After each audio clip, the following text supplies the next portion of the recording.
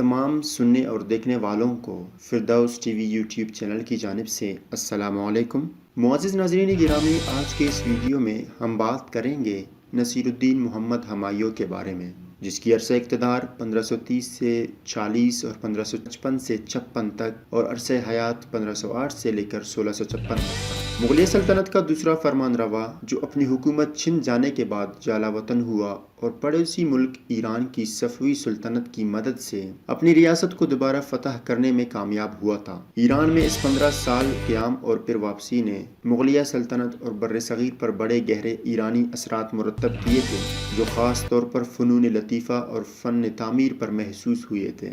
بابر کی ترکی زبان کی جگہ ہمایوں کی فارسی نے لے لی تھی، جو اگلے 300 سال تک سرکاری زبان رہی تھی۔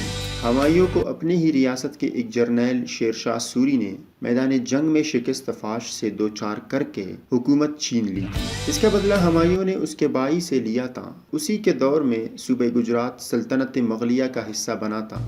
ہمایوں نے کل ملا کر 11 سال تک حکومت کی تھی اور اس کا مزار دلی میں ہے۔ مشہور کتاب ہمایوں نامہ اس کی بہن گلبدن بیگم کی تصنیف ہے، جو شہنشاہ اکبر کے دور میں لکھی گئی تھی۔ معزز ناظرین گرامی، مزید اسی طرح کی معلوماتی ویڈیوز کے لیے آپ ہمارے یوٹیوب چینل کو ضرور سبسکرائب کریں۔ ہم ملتے ہیں اگلی قسط میں، تب تک کے لیے اپنا بہت سارا خیال رکھیے گا۔ اللہ حافظ۔